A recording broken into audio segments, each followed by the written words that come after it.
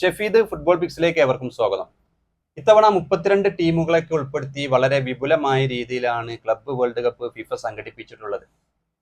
തുടക്കത്തിൽ അത്ര ആവേശമൊന്നും ഉണ്ടായിരുന്നില്ലെങ്കിലും നിലവിൽ കാര്യങ്ങളൊക്കെ മാറി മറിഞ്ഞു. കൂടുതൽ ഇൻട്രസ്റ്റിംഗ് ആയിട്ടുണ്ട് കാര്യങ്ങൾ, അതുപോലെ തന്നെ കൂടുതൽ ആവേശവുമായിട്ടുണ്ട്. അതിന്റെ പ്രധാന കാരണങ്ങൾ ലാറ്റിൻ അമേരിക്കൻ ടീമുകളുടെ ഏറ്റവും മികച്ച പ്രകടനം യൂറോപ്യൻ വമ്പന്മാർക്കെതിരെ പുറത്തെടുക്കുന്നു എന്നത് തന്നെയാണ്.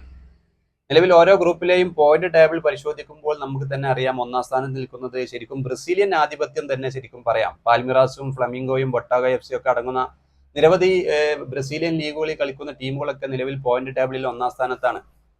അർജന്റീനയിൽ നിന്നുള്ള റിവർ പ്ലേറ്റും മികച്ച പ്രകടനം കാഴ്ചവെച്ചുകൊണ്ടിരിക്കുന്നത് PSG അടക്കമുള്ള ടീമുകളെ ബൊട്ടാഗോ എഫ് സി ഒക്കെ പരാജയപ്പെടുത്തിയത് നമ്മൾ കണ്ടതാണ്. എന്തായാലും ബയോൺ മ്യൂണിക്കും അതുപോലെ തന്നെയുള്ള ടീമുകൾക്കൊക്കെ ഇനിയും ലാറ്റിൻ അമേരിക്കൻ ടീമുകൾക്കെതിരെ മത്സരങ്ങൾ വരാനിരിക്കുന്നുണ്ട്, മൂന്നാം റൗണ്ട് മത്സരങ്ങൾ വരാനിരിക്കുന്നുണ്ട്. എന്തായാലും ഇത്തവണത്തെ ഫിഫ ക്ലബ്ബ് വേൾഡ് കപ്പ് കൂടുതൽ ആവേശത്തിലേക്കാണ് പോയിക്കൊണ്ടിരിക്കുന്നത്. റൗണ്ട് ഓഫ് 16 പോരാട്ടമൊക്കെ വരുമ്പോൾ ഇതിലും കൂടുതൽ ആവേശം വരുമെന്നുള്ള കാര്യത്തിൽ സംശയമില്ല. ഫിഫ വേൾഡ് കപ്പ് പോലെ തന്നെ ഇത്തവണത്തെ ഫിഫ ക്ലബ്ബ് വേൾഡ് കപ്പും കൂടുതൽ ആവേശത്തിലേക്ക് പോയിക്കൊണ്ടിരിക്കുന്നു. ലാറ്റിൻ അമേരിക്കൻ ടീമുകളുടെ തേരോട്ടമാണ്, മികച്ച പ്രകടനങ്ങളാണ് കണ്ടുകൊണ്ടിരിക്കുന്നത്. ഈ വീഡിയോ ഇവിടെ അവസാനിക്കുന്നു. കൂടുതൽ വീഡിയോയുമായി വീണ്ടും കാണാം.